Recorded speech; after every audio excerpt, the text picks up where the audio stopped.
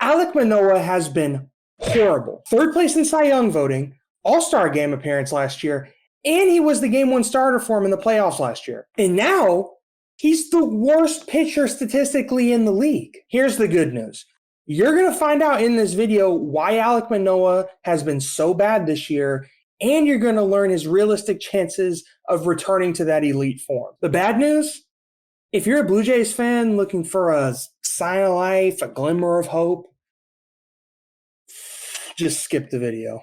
So to get things started, let's talk about what went right for Manoah in 2022. The BABIP he yielded was 244, and for context, that was the fifth lowest in the majors last year. He also finished with the third highest left on base percentage, which means the guys who were getting on base against him weren't coming around to score. Now, these might sound like good things, but when you're projecting future results, they're not. What those numbers tell me is that you're working under conditions where your margin for error is microscopic. And when you're doing that, eventually that's going to come back to bite you. It may have not happened last year, but moving forward, we can expect it to happen. And with the shift being altered to such a significant degree heading into 2023, that margin for error and the chances of keeping a BABIP anything close to 244 both became nearly zero. Now, that's the skeptical view of this. The optimistic view is, hey, what if Manoah just has a trait that allows him to get out of jams at an all-time rate? And I'll concede that that's possible, but those rates take forever to stabilize. He could pitch 10 to 15 seasons and we still wouldn't have a big enough sample size to determine whether or not that's true. So the far safer projection was to assume that Manoah didn't have that trait and that he was going to come back to league average in some capacity. When you parlay that with his insane 7.1% home run to fly ball ratio, which was sixth lowest in the major leagues last year, there's a pretty conclusive case that he got lucky not to give up more runs than he did last year. I bring all of that up just to bring up this point.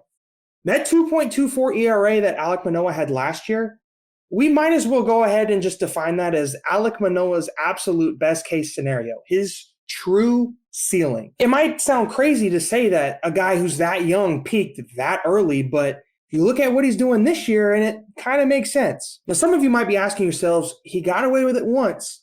Why can't he get away with it again? This is my very simple rebuttal to that. Alek Manoah is not an overpowering pitcher. There are guys in the league who can compete off of just straight horsepower. Throw a pitch anywhere near the zone and let the stuff compete for them. Alek Manoah's league average 93-mile-per-hour fastball and 23% K percentage last year do not fall in that category, which is fine. As we saw last year, Manoah's approach of pinpoint location, elite contact management, and some good fortune can yield an elite season. The reason Manoah looks like a completely different guy this year than he did last year is because that command that's required for him to reach his ceiling has escaped him entirely. He's now a guy with below average stuff, below average command, and needless to say, that combination of attributes does not exist at the major league level. Now, some of you are saying, yeah, that's pretty bad, but there are guys in the major leagues with below average stuff that can shove and have shoved for years. The guys who have existed at the upper echelons of the game without that overwhelming arsenal have done so because they are master tunnelers. Now, baseball people are familiar with this term, tunneling. For those of you who don't know, tunneling essentially boils down to throwing different pitches on the same plane. The reason this is emphasized so much is because it gives the pitcher the best chance to fool a hitter. If all your pitches are coming out on different planes,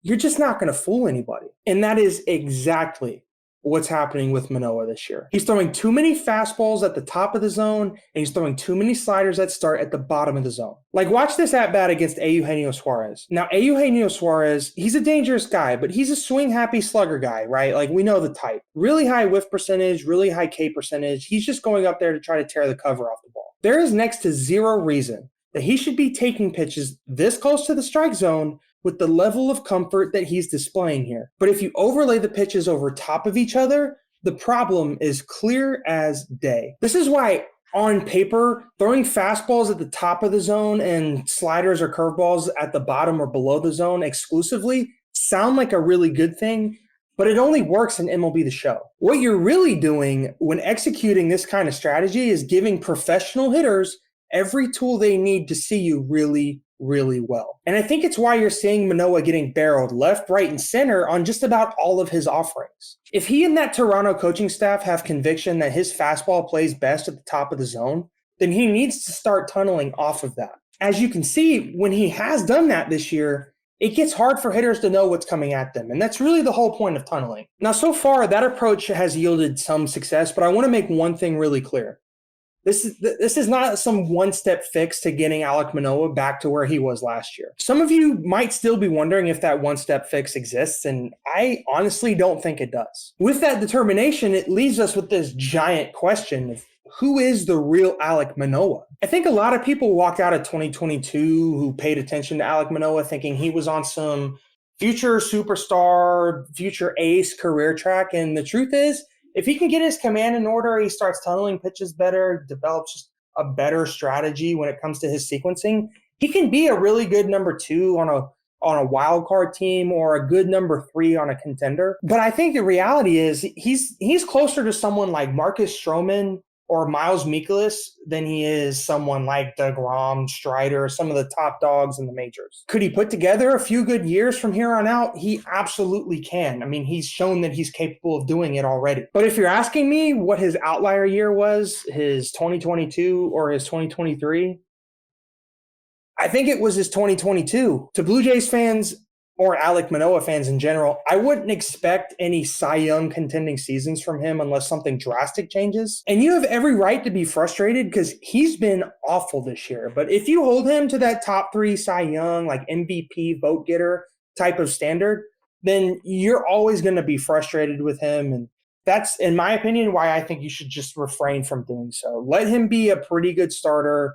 I don't think he'll ever be a top dog in the major leagues. If you enjoyed this video, be sure to drop a like and then check out why I think the Oakland A's were sabotaged by their ownership, or check out why Kyle thinks Rowdy Tellez could be the next Pete Alonso. Thanks so much for watching, and I'll see you over there.